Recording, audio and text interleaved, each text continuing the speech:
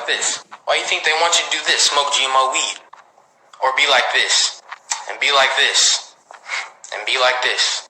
And give you this. Until God destroyed Egypt. Which makes you believe that these people were evil. And this is evil. And opening your third eye is evil, which really connects you to the real God. And 666 is evil, but 666 is the same number of the protons, electrons, and neutrons in carbon, which makes up melanin. Who would tell us that our melanin is evil?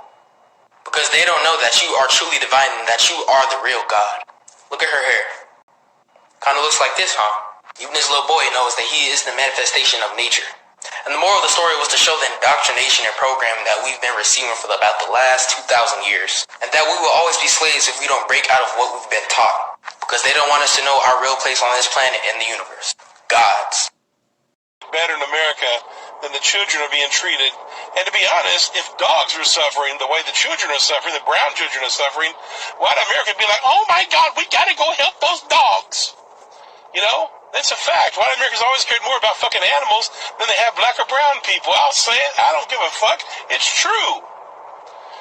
A white person would stop in the fucking street if they saw a dog being abused.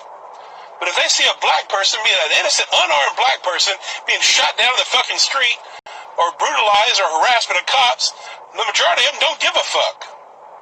Well, he deserved it. Well, he should have been resisting. Well, he must have done something. Fuck you.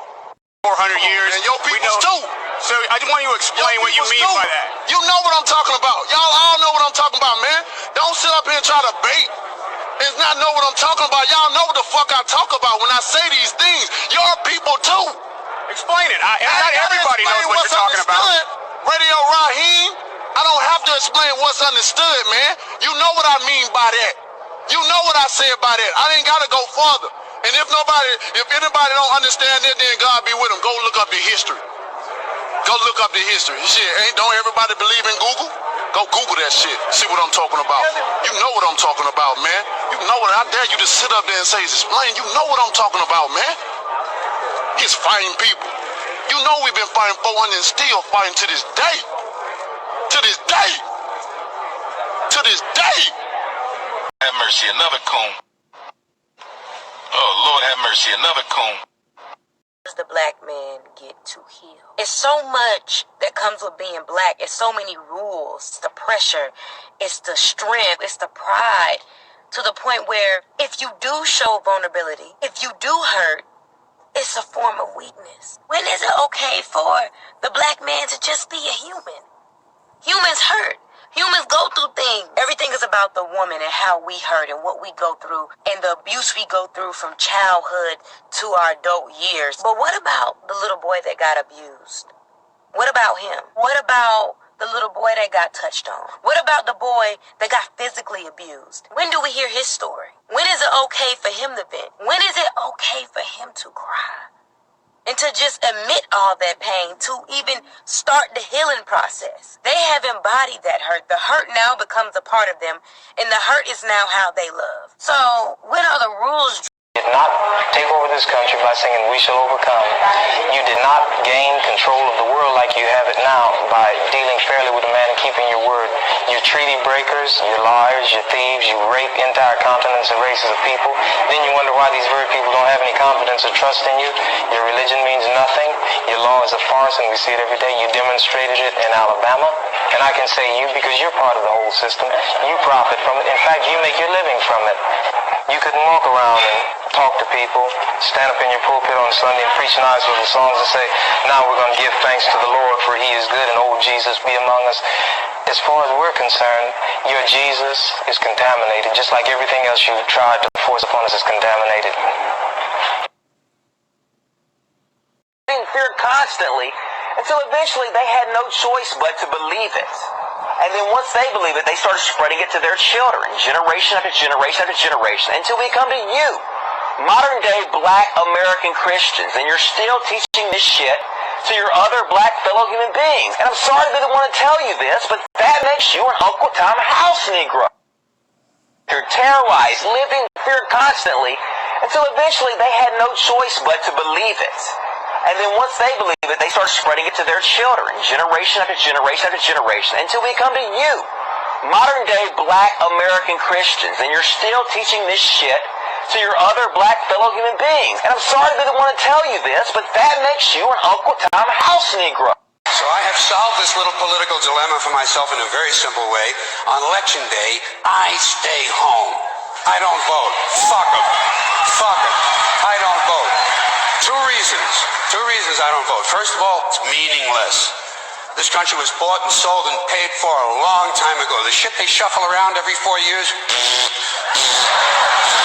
doesn't mean a fucking thing.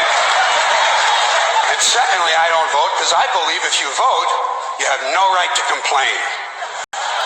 People like to twist that around. I know. They say, well, if you don't vote, you have no right to complain. But where's the logic in that?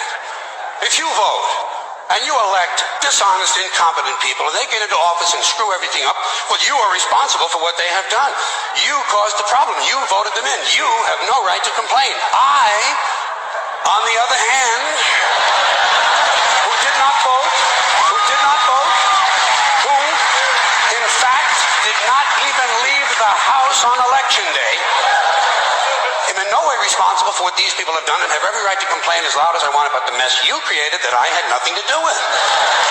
So I know that a little later on this year you're going to have another one of those really swell presidential elections that you like so much. You'll enjoy yourselves. It'll be a lot of fun. I'm sure as soon as the election is over, your country will improve immediately. As for me, I'll be home on that day doing essentially the same thing as you. The only difference is when I get finished masturbating, I'm going to have a little something to show for it, folks. Thank you very much. Locate it to somewhere that doesn't stand for justice, as our courthouses do.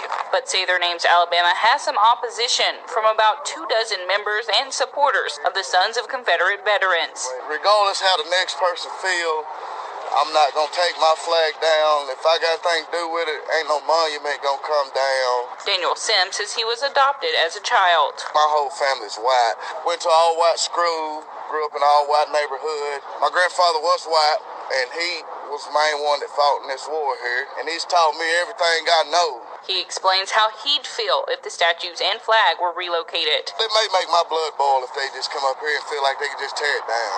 I don't see me still living if they do that right there. That monument ain't hurting nobody. That monument ain't killing a soul. It ain't talking bad to nobody. It ain't even racist.